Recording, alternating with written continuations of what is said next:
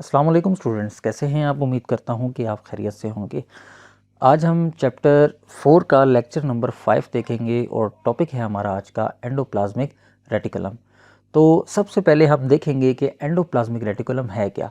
हम बेसिकली अब ऑर्गेनेलिस पे आ गए हैं। सेल के अंदर जितनी भी ऑर्गेनेलिस हैं हम बार बार सबको डिस्कस करेंगे बारी बारी। तो यहाँ पर यहाँ पर हम बात करेंगे एंडोप्लाज्मिक रेटिकुलम के बारे में। तो एंडोप्लाज्मिक रेटिकुलम है क्या चीज़। तो बात सिंपल सी है, ये कुछ ट्यूब्यूल्स हैं और कुछ, या हम कह सकते हैं कि कुछ चैनल्स का ये नेटवर्क है जो सारे के सारे साइटोप्लाज्म के अंदर फैला हुआ होता है। और बज़ाहिर दिखने में ये लगता है कि ये जो चैनल्स हैं ये एक तरफ से प्लाज्मा मेम्ब्रेन और दूसरी तरफ से न्यूक्लियर मेम्ब्रेन के साथ कनेक्टेड हैं, यानी कि ये न्यूक्लियर मेम्ब्रेन से शुरू होकर प्लाज्मा मेम्ब्रेन तक ये इनका स्ट्रक्चर जो है वो फैला होता है। और ये जो इसकी ट्यूब्यूल्स हैं ये सैक्स की फॉर्म में होती हैं और इन सैक्स का नाम है सिस्टर्नी। ये जो सिस्टर्नी है ये क्या करती है, इसके जो अंदर का जो एरिया है, इसका जो इंटरनल ल्यूमेन है, उसके अंदर जो मटेरियल्स की ट्रांसपोर्ट है उसको साइटोप्लाज्म से टच किए बगैर सेल के एक पोर्शन से दूसरे पोर्शन में ट्रांसपोर्टेशन में इन्वॉल्व है। तो टाइप्स की बात करें तो इसकी दो टाइप्स हैं। पहली टाइप है रफ एंडोप्लाज्मिक रेटिकुलम, या जिसको RER कहते हैं, और फिर है स्मूथ एंडोप्लाज्मिक रेटिकुलम जिसको SER कहते हैं।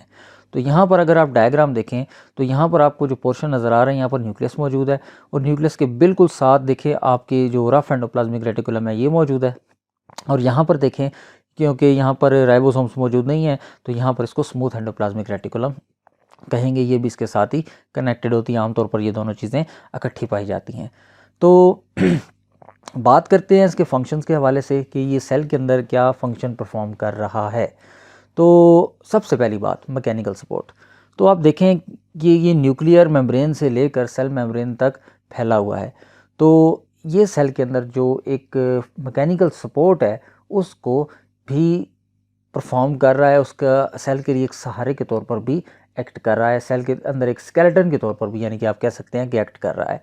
इसके बाद है ट्रांसपोर्टेशन ऑफ मटेरियल्स। तो अभी हमने पीछे बात की कि ये नेटवर्क है ट्यूब्यूल्स का। तो ये ट्यूब्यूल्स जो हैं एक जगह से दूसरी जगह पर मटेरियल्स को ट्रांसपोर्ट करने के लिए इस्तेमाल होते हैं। सम टाइम ये मटेरियल्स प्रोटीन्स भी होते हैं, सम टाइम ये लिपिड्स भी होते हैं, सम टाइम इन दोनों का कम्बिनेशन और कुछ और सब्सटेंसेस भी हो सकते हैं।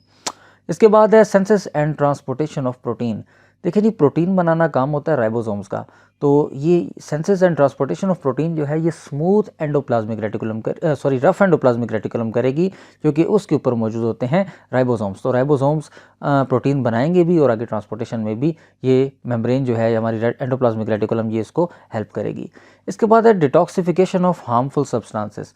तो सेल के अंदर बाज़ औक़ात कुछ टॉक्सिक मटेरियल्स भी दाखिल हो जाते हैं जिनको डिटॉक्सिफाई करना, जिनको ख़त्म करना सेल के लिए बहुत ज़्यादा ज़रूरी होता है। ये बिल्कुल ऐसा ही है जिस तरह आपकी बॉडी में कोई जर्म दाखिल हो जाए तो आपकी बॉडी में मौजूद वाइट ब्लड सेल्स उन जर्म्स को किल करके आपके बॉडी के अंदर डिफेंस का काम करते हैं।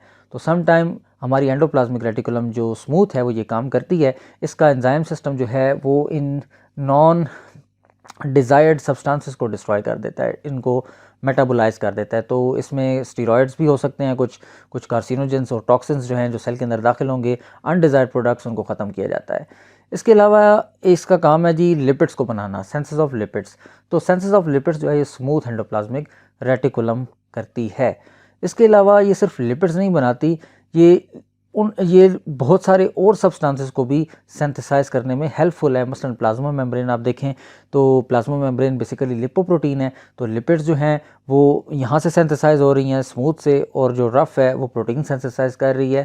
तो इस तरह ये लिपोप्रोटीन जो है आगे प्लाज्मा मेम्ब्रेन बनाने में भी हेल्प करती है। और बहुत सारे स्टीरॉयड हार्मोन जिस तरह टेस्टोस्टेरोन है, एस्ट्रोजन है, उसको बनाने में भी ये प्रिकर्सर जो हैं उसके यहीं पर मौजूद होते हैं। और ग्लाइकोजन और ग्लाइकोलिपिड्स भी हैं वो भी यहीं पर सिंथेसाइज होते हैं। इसके बाद साइट ऑफ मेम्ब्रेन, ये भी बात कर ली हमने कि लिपिड्स और प्रोटीन्स इसमें सिंथेसाइज हो रहे हैं और यही जाके आगे सेल के अंदर जो मेम्ब्रेन्स हैं डिफरेंट ऑर्गेनेलिस की और सेल की उसको बना। नेक्स्ट हमारा इसमें आता है जी ट्रांसमिशन ऑफ नर्व इम्पल्स। तो इसमें जो हमारे मसल सेल्स हैं उनमें ये देखा गया है कि स्मूथ जो एंडोप्लाज्मिक रेटिकुलम है वो वेरी वेल डेवलप्ड है। तो इस बात से अंदाज़ा लगाया जाता है कि ये जो एंडोप्लाज्मिक रेटिकुलम है कुछ ना कुछ इसका role transmission of nerve impulse के भी अंदर है। तो आज हम इतना ही रखेंगे। नेक्स्ट इंशाल्लाह हम जो राइबोसोम्स हैं उसको स्टडी करेंगे। अल्लाह हाफिज़।